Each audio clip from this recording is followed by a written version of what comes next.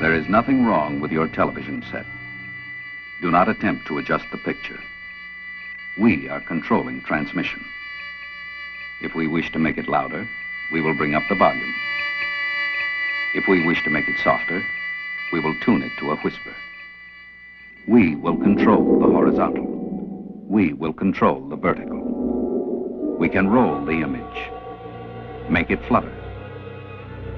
We can change the focus to a soft blur, or sharpen it to crystal clarity. For the next hour, sit quietly and we will control all that you see and hear. We repeat, there is nothing wrong with your television set. You are about to participate in a great adventure. You are about to experience the awe and mystery which reaches from the inner mind to the outer limits.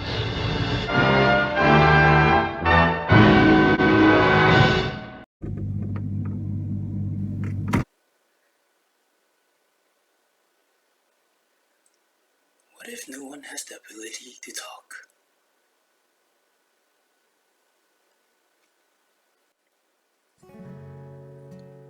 In this kind of world, I guess it would be pretty hard for people to understand each other.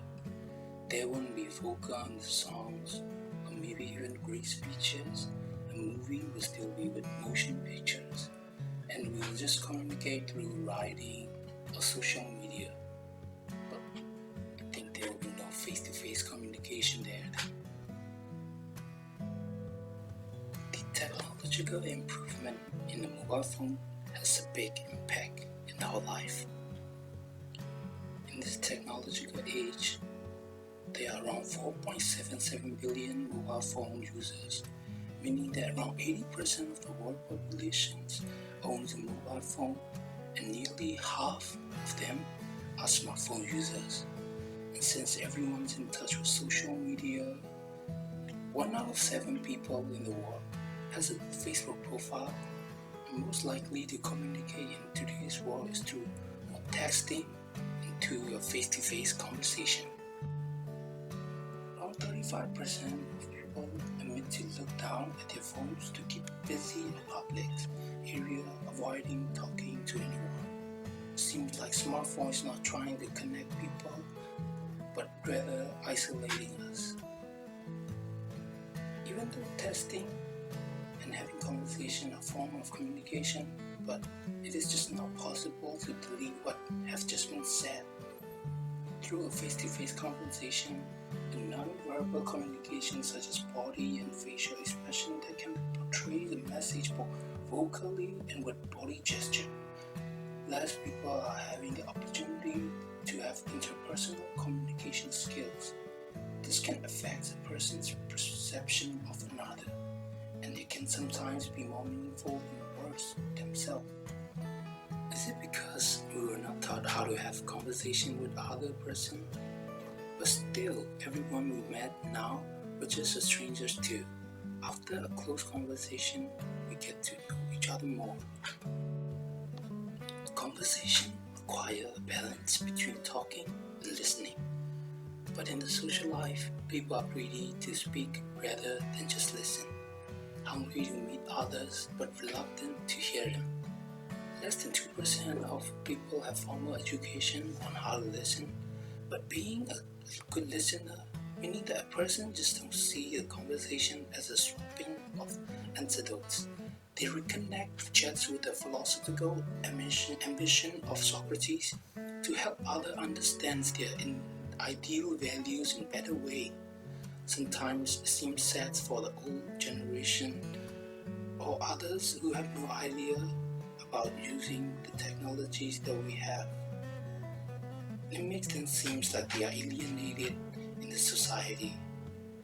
Bill Nye said that everyone you will ever meet knows something that you don't. But I would like to put it this way. There are 7 billion people in the world with 7 billion unique and interesting stories to share. Meaning that each and every person around us have gone through a different lifestyle, which is a universal truth for all the human beings. And if we could just put down the phone and talk to people around us with a curiosity of a child approaching a stranger with a conversation, and by this even learning from other person more worthy than those of lessons from the school. It puts the perspective of the person and makes you more understandable about them. To be interested in other person, it is not necessarily by their title, achievement, or status, but by who they are as a human being and the stories that they have to share. I believe that it is the empathy that make a better person in the world. And if only our eyes saw soul instead of bodies, how beautiful would the ideal world be?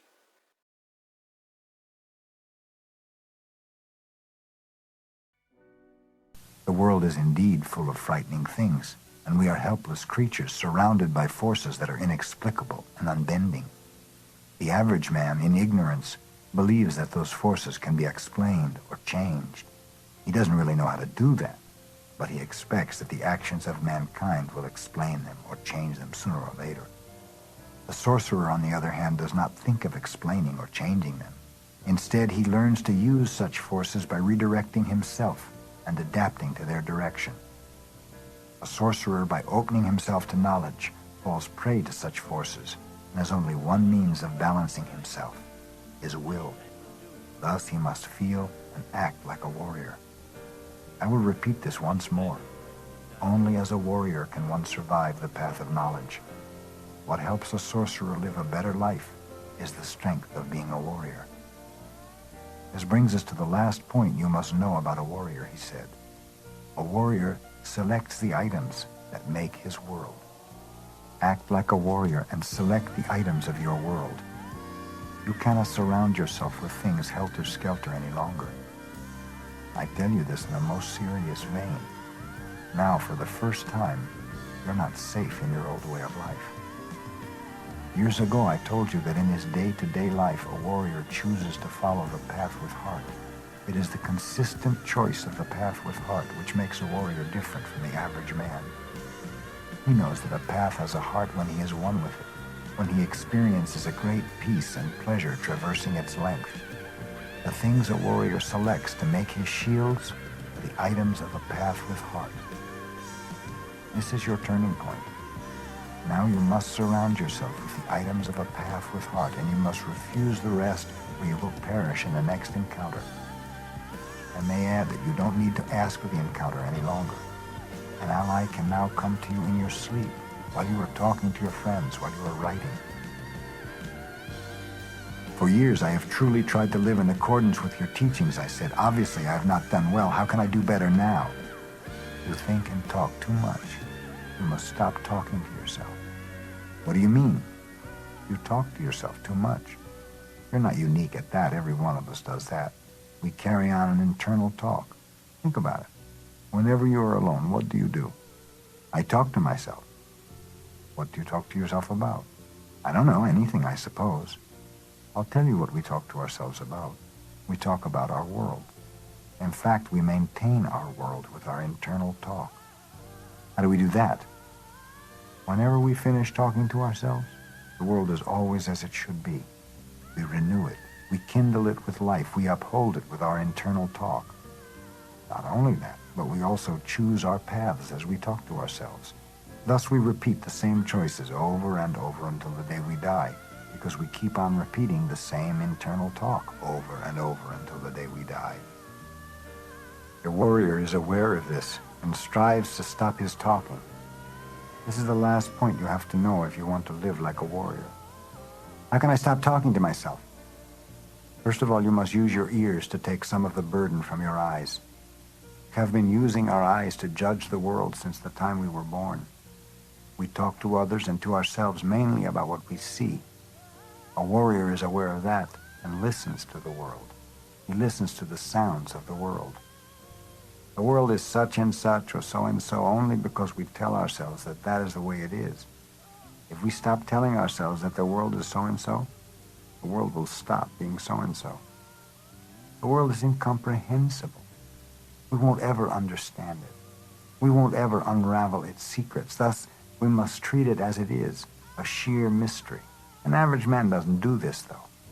The world is never a mystery for him, and when he arrives at old age, he is convinced he has nothing more to live for. An old man has not exhausted the world. He has only exhausted what people do. But in his stupid confusion, he believes that the world has no more mysteries for him. What a wretched price to pay for our shields. A warrior is aware of this confusion and learns to treat things properly. The things that people do cannot under any conditions be more important than the world. And thus a warrior treats the world as an endless mystery, and what people do as an endless folly.